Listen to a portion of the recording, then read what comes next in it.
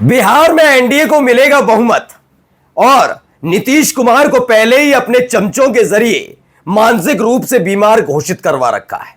चिराग पासवान की कन्नी काट देंगे और फिर मोदी और शाह का लाडला बन जाएगा बिहार का मुख्यमंत्री। सपना अच्छा था लेकिन सपने पर लग गया ग्रहण, क्योंकि जिस लाडले पर प्यार बरसाने की कोशिश की जा रही थी वो लाडला न एमएलसी रहेगा और हो सकता है वो जेल की सलाखों के पीछे भी हो।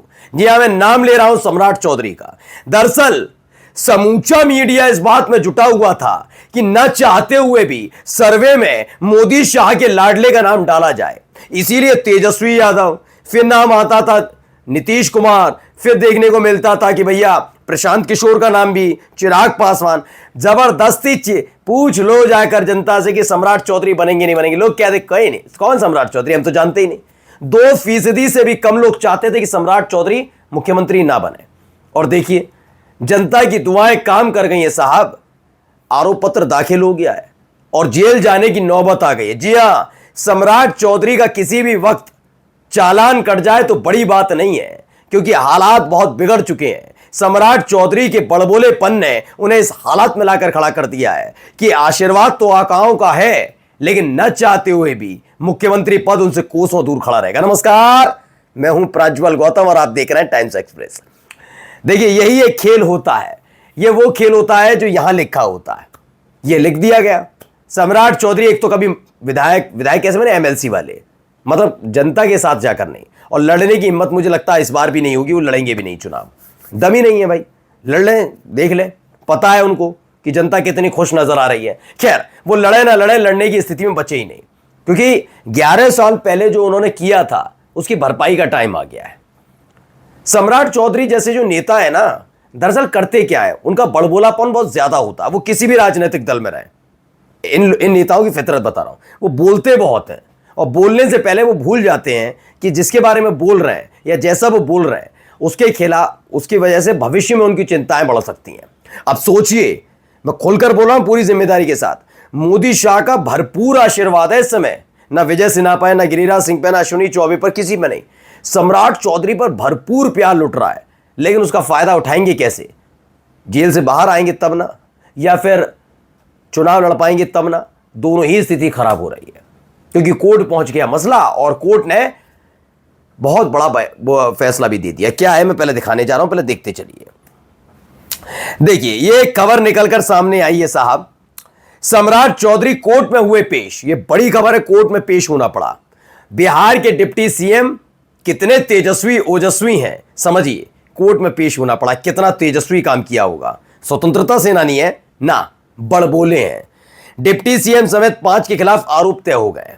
बिहार के उप मुख्यमंत्री सम्राट चौधरी एक पुराने मामले में मुंगेर कोर्ट में पेश हुए। 2014 लोकसभा चुनाव से जुड़े डिप्टी सीएम सहित 5 लोगों के खिलाफ आरोप तय किए गए।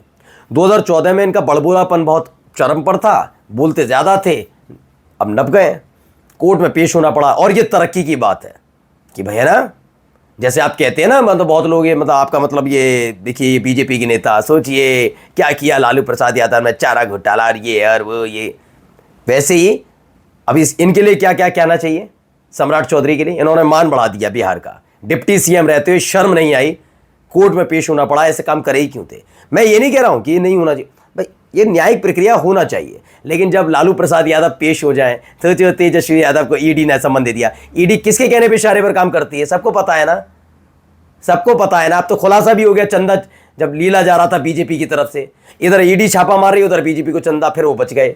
सब देख रहे हैं, इधर सीबीआई का छापा, उधर बीजेपी को चंदा दिया, बच गए।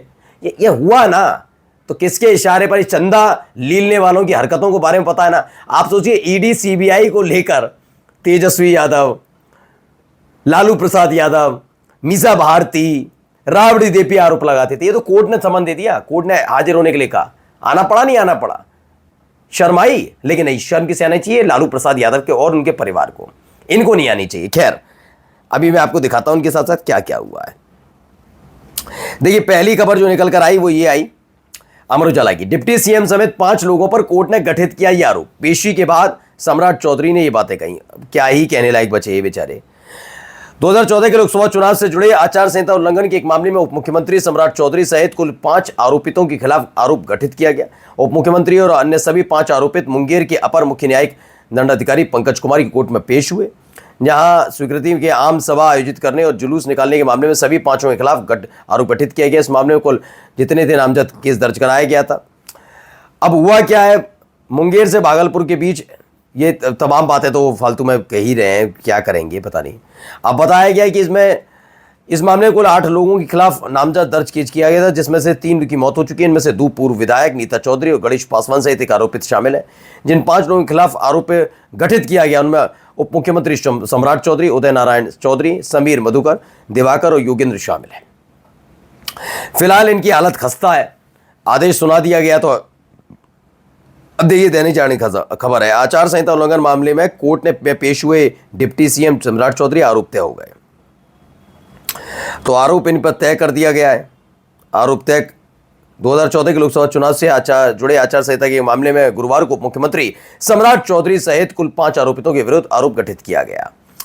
इसमें हुआ क्या, इसमें जहां न्यायालय ने बिना प्रशासनिक स्वीकृति के आम सभा आयोजित करने या जुलूस निकालने के मामले में आरोप में सभी 5 के विरुद्ध गठित किया गया है।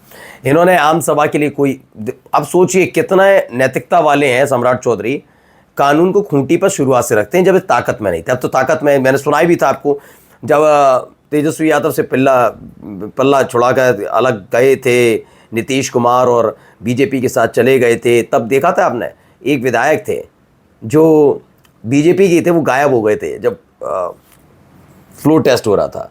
तब इन्होंने कहा इलाज कर दूंगा। ये भाषा शैली एक आदमी, एक लोकतंत्र में एक ऐसे व्यक्ति, सम्मानित व्यक्ति की नहीं, गुंडे मवाली होते ना, वैसी शब्दावली का इस्तेमाल किया था। क्या कह रहे थे, इलाज कर दूंगा एक एक का।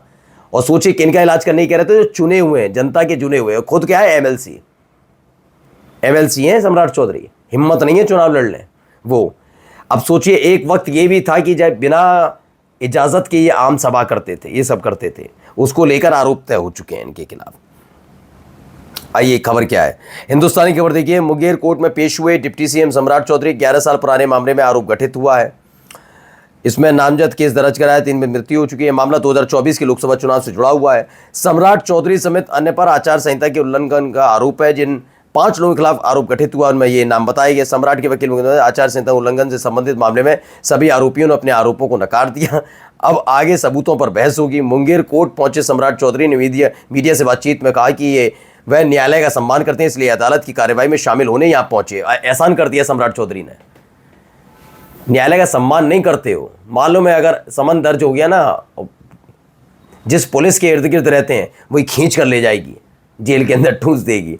तो ये कह रहे सम्मान करते हैं इसलिए आ गए हम। सम्मान बहुत करते हैं हम तो न्यायालय का, बड़ा सम्मान करते हो न्यायालय का। जो काम तुमने किया था 2014 में, उसी वजह से तुम्हें उपहार दिया गया है और सम्मान करते हैं।